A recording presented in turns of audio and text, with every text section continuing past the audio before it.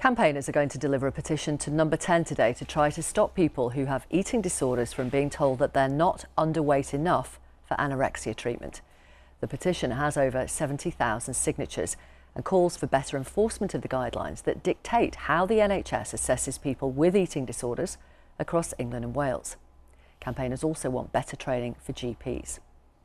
1 million people across the country have an eating disorder, and 90% of them are women.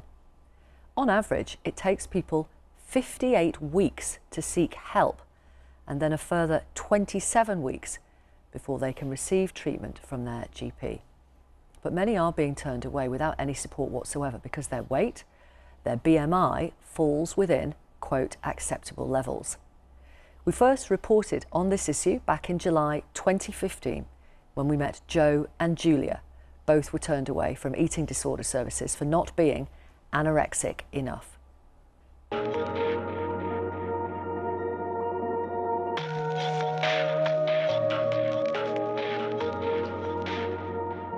be allowed to get to a stage where you have to be, given days to live, to be classed as ill enough to need inpatient treatment, just isn't, to me, just doesn't make sense. It was only when they couldn't actually detect your heartbeat that they became really worried. It made me feel like they were just telling me, well, you haven't lost enough weight, this is just another thing that you're not good enough at. And so it just pushed me to decide, okay, I need to do better, I need to lose more weight. Let's talk now to Hope Virgo, who launched Dump the Scales after she says she was told her BMI wasn't low enough to get treatment. Hannah Robinson says she was refused treatment for an eating disorder because her BMI and weight weren't low enough. Vera Hobhouse is here, a Liberal Democrat MP backing the campaign and who is also calling for waiting time targets for adults with eating disorders, which don't exist at the moment. And Dr. Philippa Kay is a GP. Welcome all of you. Thank you very much for coming on the programme. Hope, you were refused care because you were considered a healthy weight, effectively, despite having been hospitalised for anorexia in the past. How did that leave you feeling? Awful. So I relapsed in 2016 and I knew what was happening, so I kind of struggled for 4 or 5 months with it and ended up going back to my GP and then getting referred to the eating disorder unit in South West London. And after being told I wasn't thin enough for that support and underweight enough, that whole competitive anorexic mindset completely set in, and I felt like a failure. I felt like I'd let everyone down, that I was just rubbish at being anorexic. And what language did they use? Did they say your BMI isn't? They said my BMI wasn't under, right, and okay, yeah. It just kind of shocked me because I know there's funding issues, I know how services work, I've been through the system kind of once already, yeah. But the fact that I was so desperate for that help and that preventative treatment that I wouldn't end up back in hospital was just ridiculous, that then to get turned away for not being underweight. Hannah, you relapsed when you were at university. What happened when you went to your GP? I went to my GP and said, look, I've been struggling for a while now. I've been to my uni, I've used their counselling services, and because I'd previously had anorexia and I'd been discharged from the Child and Adolescent Mental Health Service, I said to them, like, I've been through that, I know I need help. And they said similar things as Hope. They said, your BMI is acceptable, we can't do anything. All they offered me was to go in every week to have my blood pressure taken and my weight, which again that's a physical symptom. Anorexia is a mental illness, and they were just focusing on that. So for me, it just sent me into my whole year of uni I just spent being self-destructive and thinking, well, I'll get to that low weight then so that I can get help, because what else can I do? I was lucky enough that I have really supportive friends and family, and they pulled me up out of that, and I did manage to get better on my own. But some people aren't that lucky. Some people don't have that support, and then where are they going to go? What are they going to do? Philippa, why are some GPs saying this, and other medical professionals, in fact? So I don't think that it's because that people aren't necessarily aware of the guidance. The NICE guidance, the National Institute of Clinical Excellence, is very clear. It doesn't put a number. It doesn't have a number of a BMI, refer for outpatient, refer for inpatient. Because and also, I've got the guidance here. There are many, many things they should be looking at, not just a BMI. Right, absolutely. But I'm really shocked that GPs aren't aware of the guidance. So I think that there's always an issue about training, but I think that lots of us are. The issue that we have is that there's nowhere for us to go. So I can do a referral and you can wait for 6 months, you can wait for a year, or it can be rejected. If that's you are not a reason to not refer someone. Absolutely. So we do refer. Yeah. If you are so unwell that you need hospital admission, for example, and I refer you to the local eating disorders unit, they may say, well, they're not medically fit to come because this is a psychiatric unit. And the medics say, well, then they can't come to us because they've got a psychiatric condition. And so nobody wants anybody.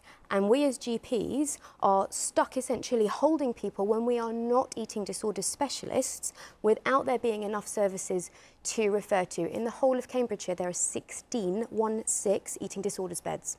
I mean, I don't doubt that there aren't enough services out there. Can I just check with both of you, were any other, I mean, you talked about that no mental health assessment was made, but were any other questions asked about, I'm just looking at the other guidance, you know, about other mental health problems, social withdrawal, reports from family members to the GP. So I had all of that, yeah. Suggesting that there'd been changes in your eating behaviour. These are all things that GPs and medics should be looking at.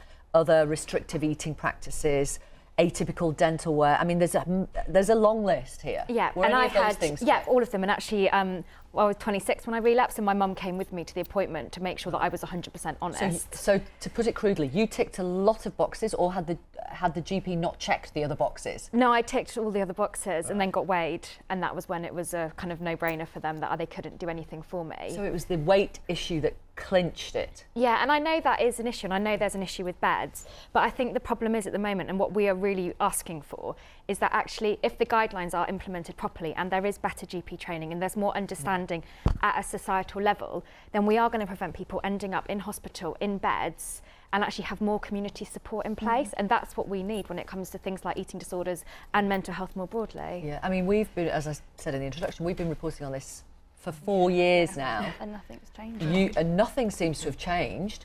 As a politician, what can you do? What do you want, first of all, Vera? Well, first of all, it is absolutely about understanding that this is a mental health condition, and a physical health deteriorating physical health is then an outcome. But it is a mental health condition, and the earlier we get there, the better we can help, and the much quicker we can actually get treatment. I find it a tragedy that we have so many millions of people suffering from it. It isn't just about women, it's men as well, it's all ages, and yet only a third get better, a third stay the same, and that is bad enough, and a third get worse. So it is about early intervention. Yeah. It is about understanding the condition as soon as a GP comes in contact with a sufferer, and be able to put people into the right direction for treatment, but also not abandoning people once they have recovered, and then not watching over a longer period of time what actually happened to sufferers of an eating disorder. Mm. I mean, obviously what you want, it sounds really sensible and logical. Philippa, why is that early intervention, do you think, not happening when someone turns up at a GP? So I have nowhere to go. So I would love to be able to refer and very quickly see an eating disorder specialist, psychologist, psychiatrist, dietitian, and have all that support, and it's not there.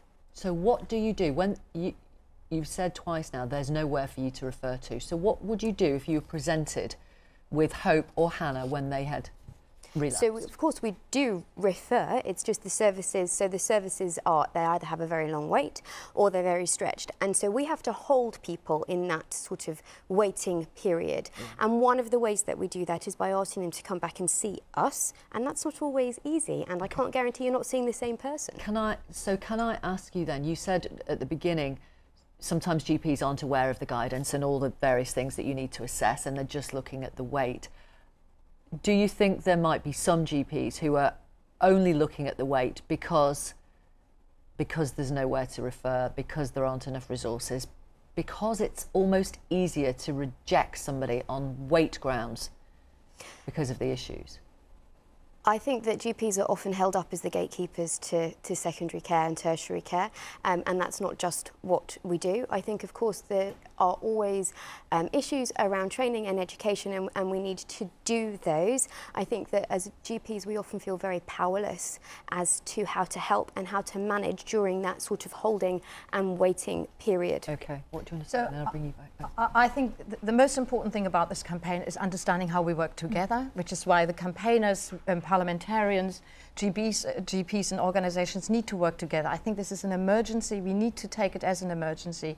This is why awareness raising in schools, in families, in doctors' surgeries, that's what we need to do at this particular point. And I'm staggered that this campaign has been ultimately going, and the media as well, for over 4 years, and yet we haven't made any difference. With the headline that eating disorders have the highest mortality of any psychiatric illness. Mm-hmm. Do you understand some of the justification from Philippa about GPs? Yeah, no, completely. And actually, I'm doing a huge amount of work with a selection of mental health trusts and GP surgeries across the country to try and challenge it. I know there are funding issues, and I can't imagine how difficult it is being a GP not knowing where to send someone onto and refer someone onto. But I think what I would like to see happening kind of with frontline staff and GPs, and whether it's dentists or GPs or in gyms or wherever it is that people come into contact with people who can spot signs of eating disorders, it's actually about people knowing what they should and shouldn't be saying. So not focusing so much on things like weight, having kind of that honest conversation with the individual, reminding them that it's a mental illness, it's not just a physical illness. And also actually probably thinking about whether there is anything that you can refer them onto, whether it's even things like pro-recovery blogs and all of that sort of stuff. So you can give that individual some kind of guidance and some form of kind of something to kind of work towards and believe that they can get to that point where they can recover. James texts this: my daughter was twice turned away from the GP after she'd gone looking for help while at university. She ended up having to be admitted to hospital as an emergency case in the end, as she was seriously ill and we were close to losing her. Happily, after a year of treatment, she is much healthier. She's progressing well on what is a long recovery road. It is a mental health issue that is not addressed properly. Thank you very much, all of you. Thank you. Thank you. Thanks for coming on the programme, and good luck with the campaign. Thank you. Thank you.